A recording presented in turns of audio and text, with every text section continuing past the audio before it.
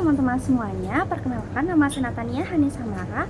Saya dari program studi farmasi Fakultas Kedokteran dan Ilmu Kesehatan Universitas Mataram. Kali ini saya akan menjelaskan bagaimana sih budidaya dari tanaman alga merah dan apa saja pemanfaatan alga merah pada kehidupan sehari-hari. Tanpa berlama-lama lagi, mari kita simak video berikut ini. Baik teman-teman, jadi di sini saya akan menjelaskan seperti apa budidaya dan pemanfaatan alga merah pada kehidupan sehari-hari. Jadi di sini ada beberapa hal yang akan kita bahas. Yang pertama itu ada pendahuluan, yang kedua itu ada arti penting dari alga merah, yang ketiga itu ada pemanfaatan alga merah pada bidang kesehatan, yang keempat itu ada teknik budidaya dari alga merah, yang kelima itu ada produk-produk yang berasal dari alga merah, dan yang keenam ada kesimpulan. Indonesia merupakan negara penghasil rumput laut terbesar kedua di dunia. Menurut Van Bos, ia melaporkan bahwa Indonesia memiliki 555 jenis dari 8.642 spesies rumput laut di dunia. Sedangkan, menurut Badan Pusat Statistik, produksi rumput laut terbesar di Indonesia tersebar di 23 provinsi, dengan 5 provinsi yang menjadi daerah sentra, yaitu Sulawesi Selatan, Nusa Tenggara Timur, Kalimantan Utara, Sulawesi Tengah, dan Nusa Tenggara Barat. Teman-teman, sebelum kita membahas lebih jauh mengenai alga merah, kita harus tahu dulu nih, apa itu alga merah? Jadi, alga merah itu merupakan kelompok eukariotik tertua dibandingkan alga lainnya. Alga merah tidak memiliki flagela pada siklus hidupnya. Alga merah berwarna merah muda hingga merah terang, ungu atau coklat tua. Nah, perbedaan warna tersebut dipengaruhi oleh pigmen phycobilin yang terdapat pada alga merah, di mana alga merah itu biasanya tinggal di perairan jernih yang memiliki substrat dasar batu karang, karang mati, batuan vulkanik, dan benda-benda masif di daerah perairan. Selanjutnya adalah manfaat alga merah pada bidang kesehatan, di mana diperoleh hasil bahwa alga merah itu memiliki efek sebagai antioksidan, imunostimulan, dan antibakteri. Berdasarkan studi literatur yang telah dilakukan, diperoleh beberapa penelitian yang membahas mengenai potensi alga merah pada bidang kesehatan. Salah satunya adalah penelitian yang dilakukan oleh Mames et al. 2022. Mames et al. 2022 melakukan penelitian mengenai aktivitas antioksidan dan penghambatan enzim alpha amilase dari Eucheuma spinosum, di mana dilakukan ekstraksi dengan pelarut petroleum ether, etil asetat, etanol, dan metanol. TPC ditentukan dengan spektrofotometri UV vis. Berdasarkan data penelitian, diperoleh bahwa total phenolic content tertinggi yakni pada ekstrak etil asetat sebanyak 29,75 dan yang terendah terletak pada ekstrak etanol dengan persentase 28,44. Spinosum memiliki aktivitas penghambatan enzim alpha amilase dari keempat ekstrak, namun yang terbanyak itu terdapat pada ekstrak petroleum ether, di mana di sini ekstrak petroleum ether memiliki jarak tidak berbeda jauh dengan kontrol positifnya atau dengan senyawa pembandingnya, sehingga spinosum diduga mengandung senyawa metabolit seperti alkaloid, flavonoid, fenolik, dan saponin yang memiliki khasiat sebagai antidiabetes dengan menghambat aktivitas enzim alpha amilase. Berdasarkan studi literatur yang telah dilakukan, diperoleh beberapa penelitian yang membahas mengenai potensi alga merah pada bidang kesehatan. Salah satunya adalah penelitian yang dilakukan oleh Mames et al. 2022. Mames et al. 2022 melakukan penelitian mengenai aktivitas antioksidan dan penghambatan enzim alpha amilase dari Eucheuma spinosum, di mana dilakukan ekstraksi dengan pelarut petroleum ether, etil asetat, etanol, dan metanol. TPC ditentukan dengan spektrofotometri UV vis. Berdasarkan data penelitian, diperoleh bahwa total phenolic content tertinggi yakni pada ekstrak etil asetat sebanyak 29,75 dan yang terendah terletak pada ekstrak etanol dengan persentase 28,44. Spinosum memiliki aktivitas penghambatan enzim alpha amilase dari keempat ekstrak, namun yang terbanyak itu terdapat pada ekstrak petroleum ether, di mana di sini ekstrak petroleum ether memiliki jarak tidak berbeda jauh dengan kontrol positifnya atau dengan senyawa pembandingnya, sehingga spinosum diduga mengandung senyawa metabolit seperti alkaloid, flavonoid, fenolik, dan saponin yang memiliki khasiat sebagai antidiabetes dengan menghambat aktivitas enzim alpha amilase. Berdasarkan studi literatur yang telah dilakukan, diperoleh beberapa penelitian yang membahas mengenai potensi alga merah pada bidang kesehatan. Salah satunya adalah penelitian yang dilakukan oleh Mames et al. 2022. Mames et al. 2022 melakukan penelitian mengenai aktivitas antioksidan dan penghambatan enzim alpha amilase dari Eucheuma spinosum, di mana dilakukan ekstraksi dengan pelarut petroleum ether, etil asetat, etanol, dan metanol. TPC ditentukan dengan spektrofotometri UV. Selanjutnya, pada penelitian Fajar et al. 2023, dilakukan penelitian mengenai potensi alga merah Kappa Pisces alvarezi sebagai anti jamur Candida albicans, di mana pada pengujian fitokimia diperoleh bahwa ekstrak etanol Kappa Pisces alvarezi mengandung senyawa metabolis sekunder seperti alkaloid, tanin, polifenol, saponin, dan flavonoid.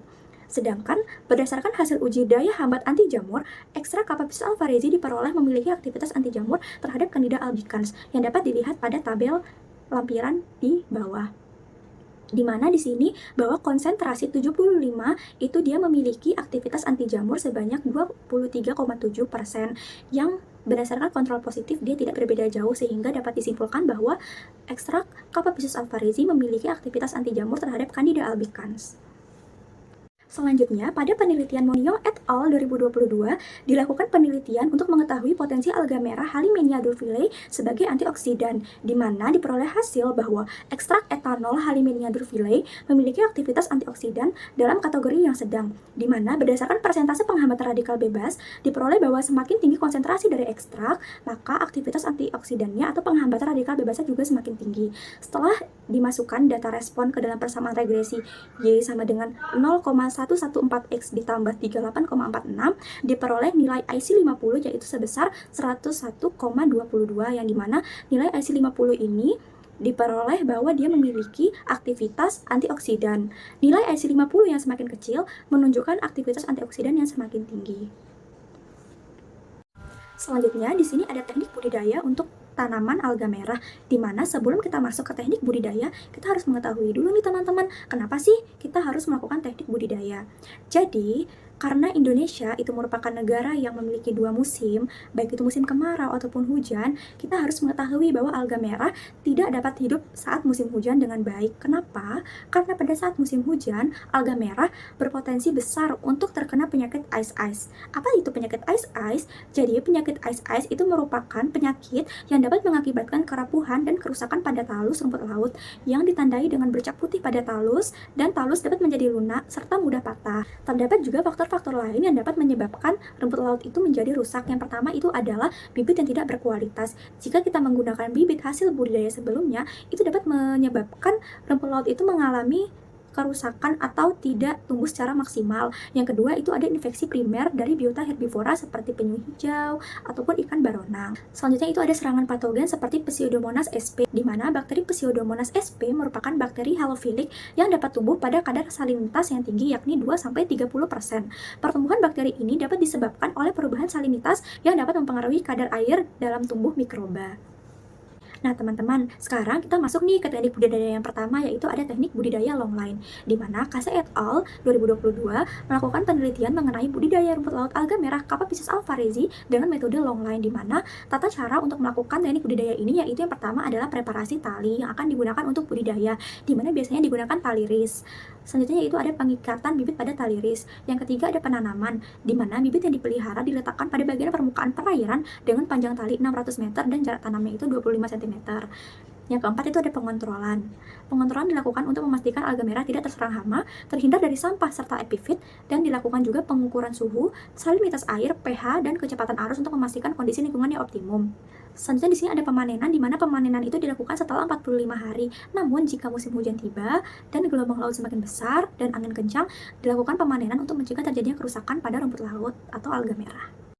Selanjutnya di sini ada budidaya dengan metode kantong, di mana Erbabli et al. 2020 itu melakukan penelitian mengenai budidaya rumput laut Eugeuma cottoni dengan metode kantong. Biasanya tali yang digunakan pada metode ini merupakan tali yang berupa bahan polietilen dan tali senar, di mana langkah-langkahnya itu yang pertama ada pembuatan kantong. Tali tersebut dibentuk kantong dengan bantuan kawat aluminium hingga membentuk lingkaran. Kedua ujung kawat diikat dengan benang jaring, bagian bawah kantong dijahit agar bibit rumput laut tidak jatuh ke laut. Yang kedua ada penanaman, dilakukan dengan memilih bibit unggul yang bercirikan talusnya licin dan segar, tidak cacat, tidak terdapat luka pada talus, tidak terdapat banyak lendir, memiliki banyak percabangan dan berwarna cerah. Kemudian bibit-bibit yang unggul tersebut dimasukkan ke dalam kantong untuk dibudidaya. Panen dilakukan setelah rumput laut berusia 45 hari. Di sini ada tabel hasil mengenai metode kantong di mana diperoleh bahwa metode kantong itu memiliki hasil produksi yang lebih tinggi dibandingkan dengan metode longline karena tadi terdapat kantong yang melindungi alga merah atau rumput laut dari serangan-serangan bakteri ataupun patogen ataupun epifit ataupun hewan-hewan laut seperti penyu hijau. Yang terakhir, ini ada metode keranjang jaring. Jadi, metode keranjang jaring itu sebenarnya merupakan metode yang digabungkan dengan metode longline. Hanya saja ditambahkan jaring yang dapat berupa jaring kotak dan jaring lampion. Menurut penelitian Philo et al. 2016, ia melakukan penelitian mengenai budidaya rumput laut Capaphysus alvarezi dengan metode budidaya keranjang jaring, di mana rumput laut diikat pada tali ris dan diberi wadah keranjang jaring yang dapat berupa kotak dan lampion untuk melindungi rumput laut. Setiap perlakuan diberi jarak tanam 25 cm. Pengontrolan dilakukan 2 kali seminggu. Jika terdapat sampah yang tersangkut, dilakukan pembersihan. Tali yang terlepas, pelampung dan keadaan jangkar juga diperhatikan. Parameter fisik dan kimia seperti suhu, kecepatan arus, salinitas, pH, kecerahan cahaya matahari, unsur hara nitrat dan fosfat juga dikontrol. Panen dilakukan setelah rumput laut berusia 45 hari. Adapun penanganan pasca panen dilakukan dengan mencuci rumput laut yang telah dipanen menggunakan air laut dan ditimbang bobot basahnya. Rumput laut dimasukkan ke dalam plastik untuk dijemur selama 4-5 hari dan dijaga agar terhindar dari air hujan karena salinitasnya akan berbeda. Nah, teman-teman, sekarang kita masuk ke produk-produk yang berasal dari alga merah. Jadi yang pertama itu ada alga kalsium, di mana alga kalsium ini berasal dari alga merah Gracilaria verrucosa. Jadi ini merupakan suplemen yang memiliki bahan aktif seperti D3 kalsium, magnesium, zinc, mangan, vitamin K2, boron, dan puluran yang memiliki fungsi untuk memperkuat dan membantu pertumbuhan tulang. Yang kedua itu ada nori. Teman-teman, siapa sih yang nggak tahu nori? Jadi nori itu merupakan makanan yang awalnya berasal dari Jepang dan memiliki bentuk kering dan tipis, di mana nori yang kita kenal yang biasanya kita konsumsi itu berasal dari alga merah Pyrophia yezoensis, yang dimana nori ini mengandung protein sebesar 12,5 sampai 51,5%. Dan jika kita mengkonsumsi nori, maka kita akan dapat memproduksi asam amino bebas yang tinggi ketika terdegradasi. Produk yang ketiga ini ada serbuk agar-agar atau biasanya yang kita gunakan saat membuat es, teman-teman. Itu juga memiliki bahan aktif rumput laut, walaupun mungkin bukan dari rumput laut yang spesiesnya alga merah. Sehingga berdasarkan penjelasan yang telah saya paparkan tadi, dapat disimpulkan bahwa Indonesia sebagai negara yang memiliki rumput laut terbesar kedua di dunia memiliki keanekaragaman rumput laut yang tinggi. Alga merah, salah satu rumput laut mengandung senyawa bioaktif seperti fenol, flavonoid, saponin, dan alkaloid yang berpotensi sebagai antioksidan, anti diabetes, dan anti jamur. Budidaya di Indonesia dilakukan di berbagai daerah dengan metode longline, kantong, dan keranjang jaring untuk meningkatkan kualitas hasil dan mencegah penyakit seperti ice. Potensi besar ini perlu dikelola secara optimal agar mendukung perkembangan industri pangan, kesehatan, dan kesejahteraan petani.